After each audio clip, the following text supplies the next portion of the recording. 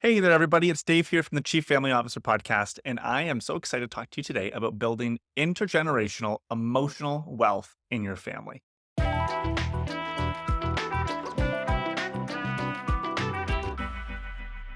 am really excited to talk about this because relationships, building them really intentionally, is one of the most important things in my life. It's a topic that I've spent a lot of time trying to learn about and explore different ways of thinking. And one that's really resonating with me, I introduced this concept to you in a previous episode, is this idea of a triple bottom line, right? B Corps use this.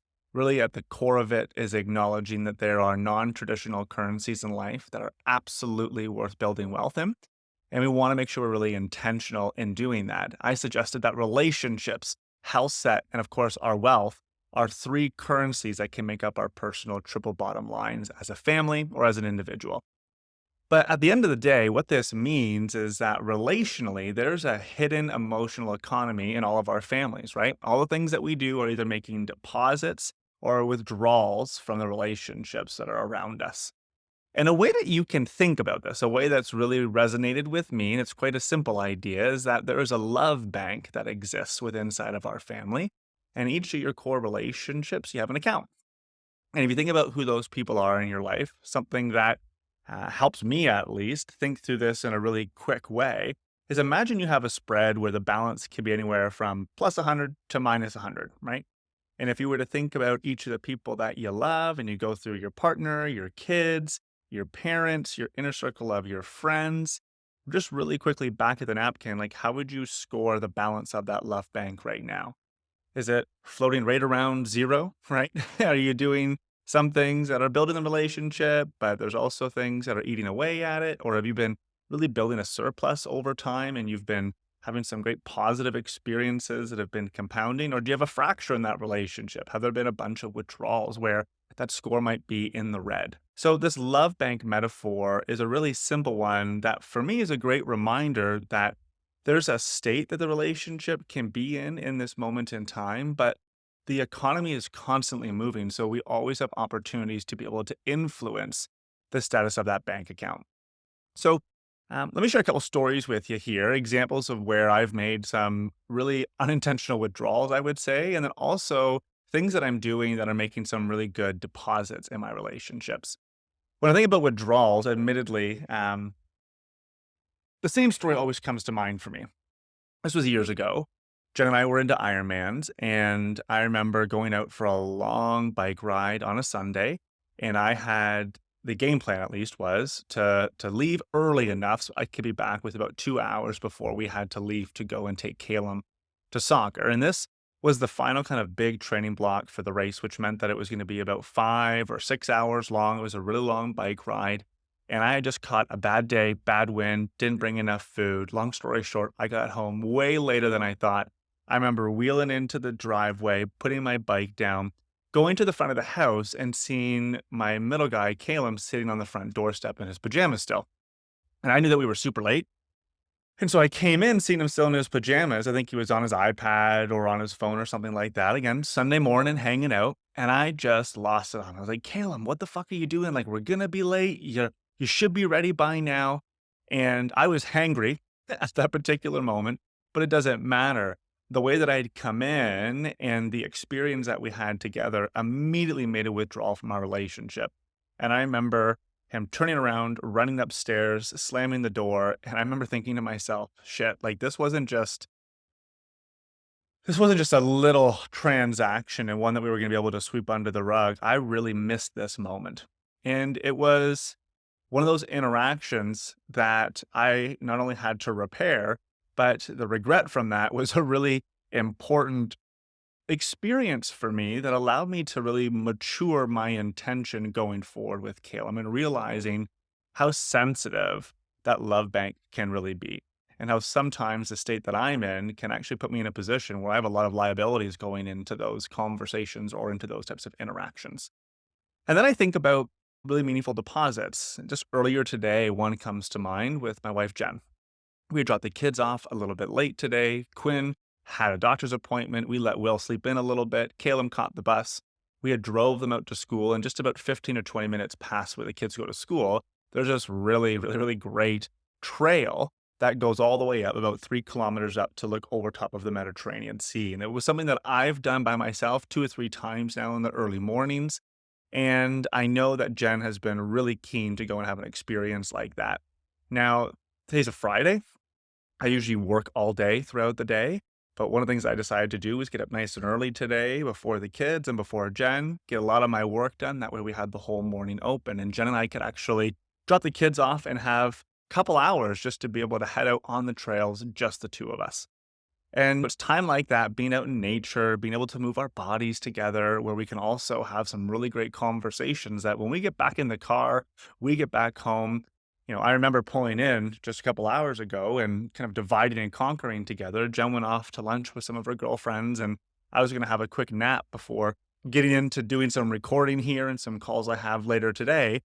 And just as we were saying goodbye to each other, it was a great reminder that, wow, how we feel right now and the connection that we have, although it might be seemingly insignificant, the last few hours that we shared together, it was a great example of a meaningful investment that had a great impact on how we were feeling together in that moment and allowed us to both divide and go into our separate pathways, feeling really good, feeling really connected. And for me, feeling like my love bank with Jen was absolutely in the green, right? So when we think about this idea of a love bank, my key point here is that there's an economy that's constantly moving, and all the things that we're doing are either making deposits or they're making withdrawals. We want to become really self-aware, because when we have better awareness around what we're doing, we can be far more intentional in the way that we're spending our time. So this idea of a love bank, really helpful, but then how do we become better and better at making these types of deposits? Well, you've probably heard of love languages before.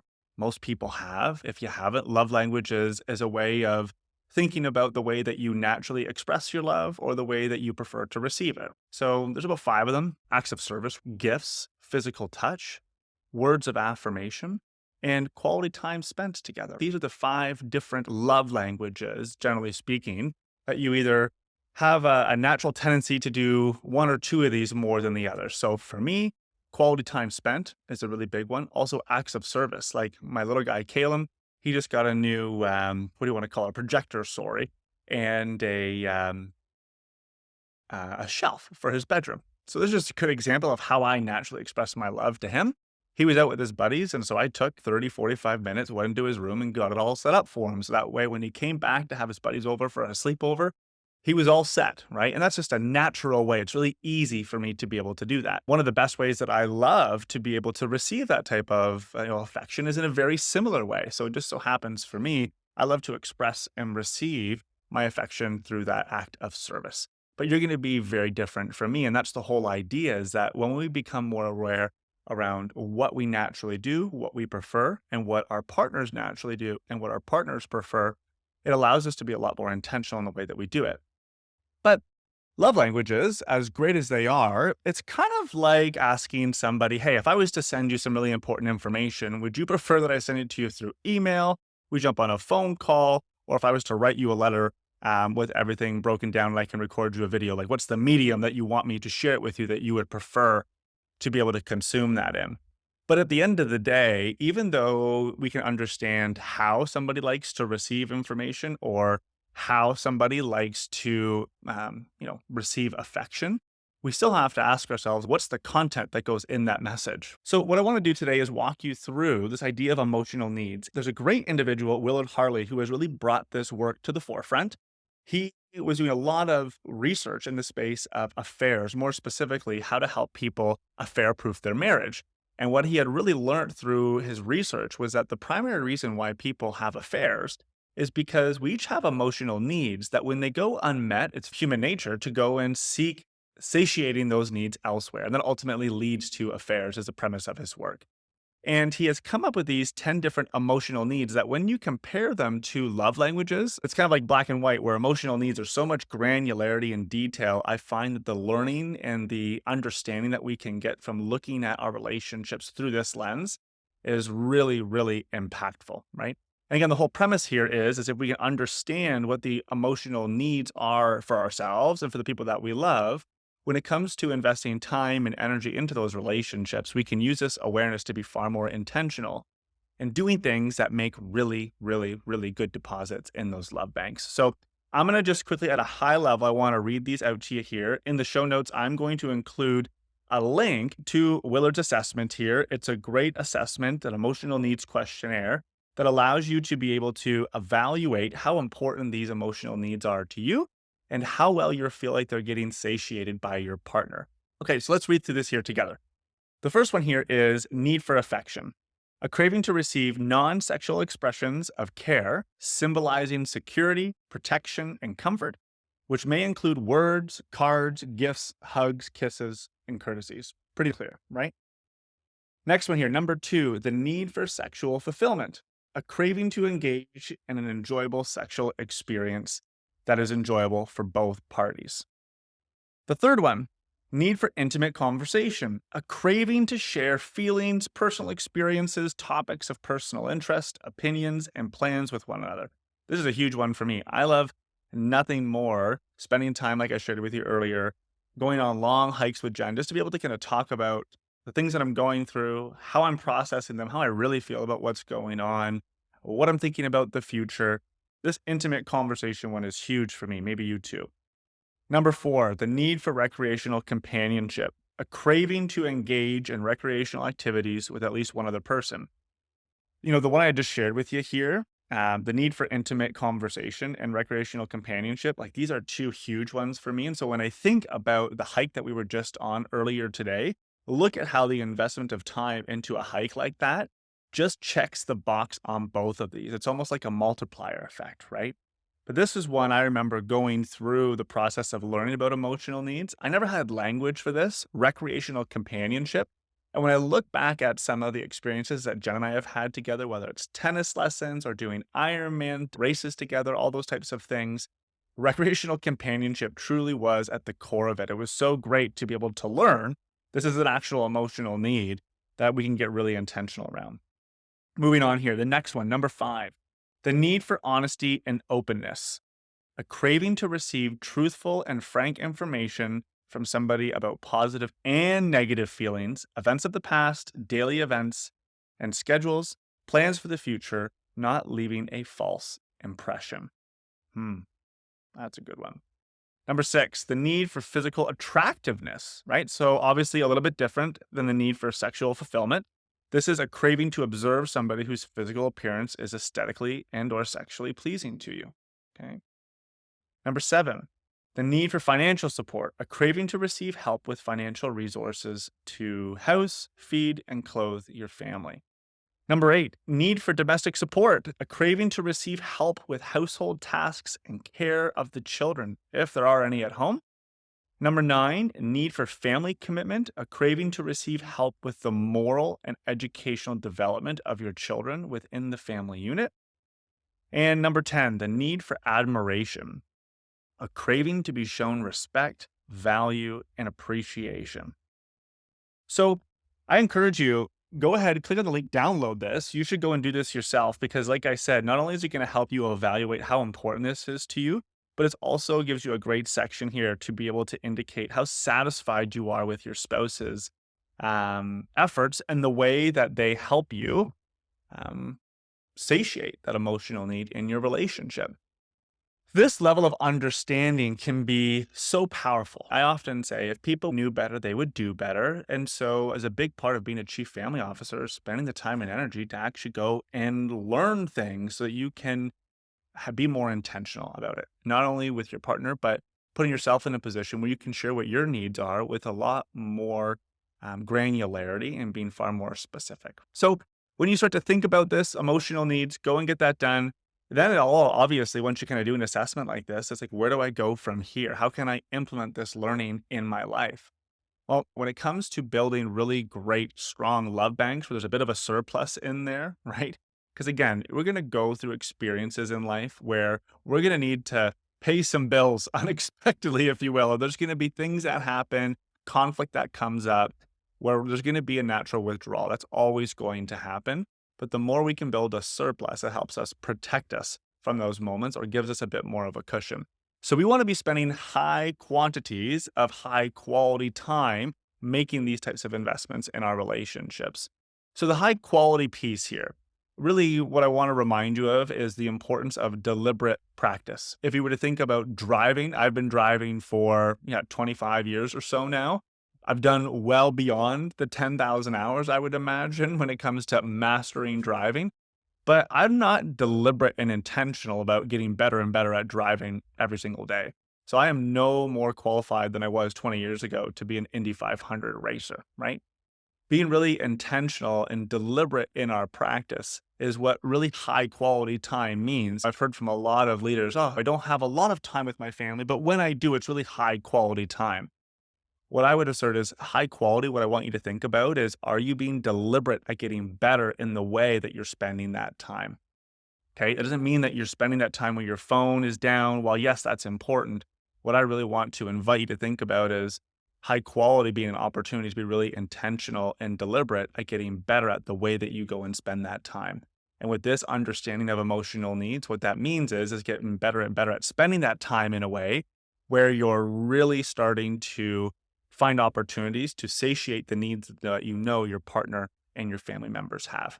So once you get clear on that, I would encourage you to do it for yourself, share it with your partner. And then what I love to do is actually do one of these assessments on behalf of my partner. So what I'll often share with a lot of my clients is go ahead and do this for your loved one and rate it based on how you think they would score the questionnaire. And then what I want you to do is sit down with your partner and actually share the draft that you have done with them to say, hey, I want to learn more about how I can be more intentional about the way that we spend time together. I've done an assessment here on emotional needs based on how I know you and how I think you would answer these questions today. Do you mind taking a look to see if I'm right, to see if I'm thinking in the right direction? So that's a great way to be able to start this process with your partner. And most importantly, in doing so, just demonstrating your keen interest on being students of your relationship together. I often say that you can have very, very different values, but if you both share that value of being students of your relationship, my gosh, you can grow through all the things that you experience together. And I've just seen so many relationships that on the surface level, they're so different, but it's that common core value of being students of the relationship that keeps them together and allows them to build something really, really special. And then lastly, one of the ways that we ultimately build intergenerational emotional wealth is by not leaving the wealth building to chance. So what that means is as you start to get really clear on the things that you're doing that are making really, really good deposits, like the hike that I mentioned earlier today that I had with Jen, tennis lessons is another good example of where her and I would have a similar type of an experience together. Don't leave the important things to chance. When it comes down to your family system of living and the way that you plan your time together, please don't miss out on the opportunity to proactively schedule different opportunities to be able to go and do this. A story that I often think about when it comes to doing this really well goes back to Ironman. I remember I would go through weeks and weeks of training, and it was almost every other Friday. I'd be picking up the phone, calling my massage therapist, Dale, being like, hey, man, any chance you have a fucking opening here last minute because my knees are blown up?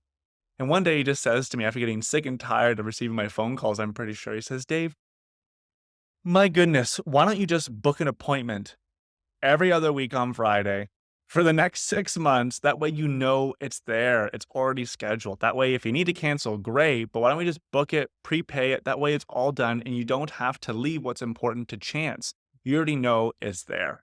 Not only is that a great way to be able to make sure you follow through on the investments that are really important to your relationship, but I'll tell you, having now done this in my own relationship with Jen, I can sleep really easy at night just knowing that these important foundational pieces that are going to continue to grow the emotional wealth of my family are already scored off. Much like when it comes to paying your mortgage, most people, when it comes to making investments in those types of things or allocating money to their savings, they don't wait to the end of the month to flip their cushions to find somebody to go and pay their mortgage. No, what they do is they take it right off the top and they put it away into a side bank account. That way, they're not leaving those big, important payments to chance. And I would encourage you to do the same thing when it comes to investing in the emotional needs of your loved ones. So I hope you found this helpful today. I'd love to hear from you in the comments after you do this assessment. Was it helpful? Was it insightful? When you shared this with your partner, did it help you learn a little bit more about them and the way that you can spend your time and energy? And if you have a different way that you think about investing in your family's hidden emotional economy, I would love to hear from you too. Okay. Thanks very much.